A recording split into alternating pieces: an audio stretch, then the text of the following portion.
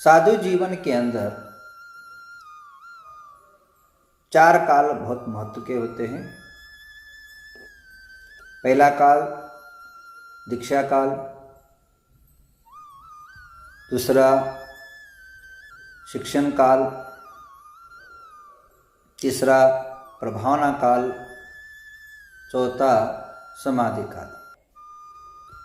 ये चारों वस्तु हर एक साधु प्राप्त करना नामुमकिन जैसा है। कुछ विरले ही पुण्य पुरुष, महापुरुष, युग पुरुष और अद्वितीय अतिशयकारी पुण्यशाली जीव ही प्राप्त कर पाते हैं चारों काल को। उसमें से हमारे इस युग के महान आध्यात्मिक प्रवक्ता, आध्यात्मिक जीवन की ओर खुद और जन समाज को आकर्षित करने वाले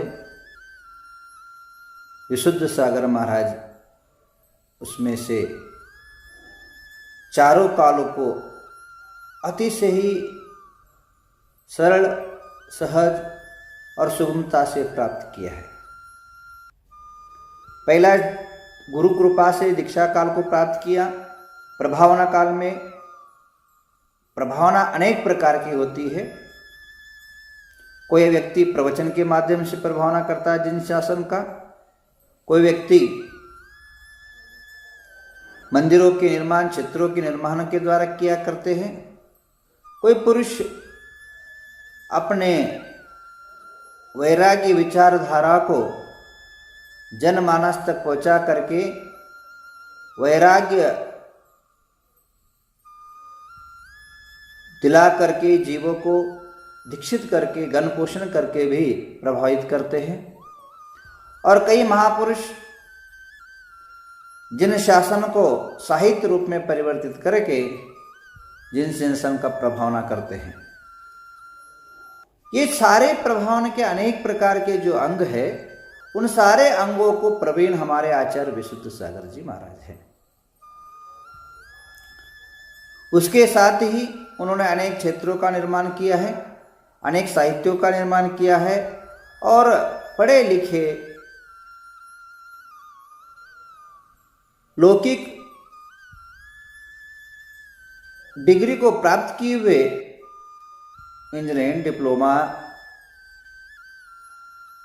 डॉक्टर, अनेक प्रकार के लौकिक पढ़ाई को जिन्होंने प्राप्त किया है, ऐसे नवयुवकों के अंधर वैराग्य का अंकुर उत्पन्न करा करके जिन शासन की और उनको मोड़ा और जिन शासन से प्रभावित करके उन्हें दीक्षित करके जिन शासन में, जिन धर्म में उनको लगाया, इसका श्रेय आज हमारे विशुद्ध सागर महाराज को जाता है। आज उनकी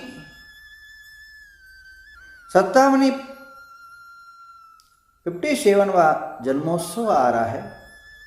हम आशा करते हैं दिन दुगना रात चौगुना नित्य निरंतर आप इसी तरह जिन शासन का प्रभावना करता रहे, जिन शासन का जन जन तक, घर घर तक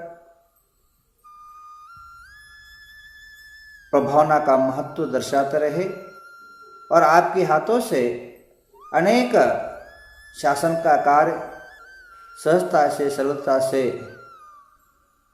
बहुत ही महत्वपूर्ण शिखर तक पहुँचे, यह हम कामना करते प्रभु के चरण में।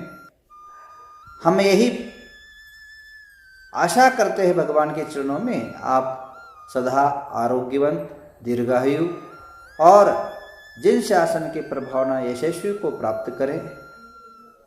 अनेक संकटों से, अनेक संकटों के विघ्नों के रास्तों से सरलता से आप अपने मार्ग को प्राप्त करें। यही सद्भावना, यही शुभ भावना हम प्रभु पार्श्व के चरणों में अर्पित करते हुए पुनः आपको प्रतिनमस्तु अर्पित करते हुए अपनी 2 बात हम इस शुभ घड़ी पर अर्पित करते हैं। ओम नमः।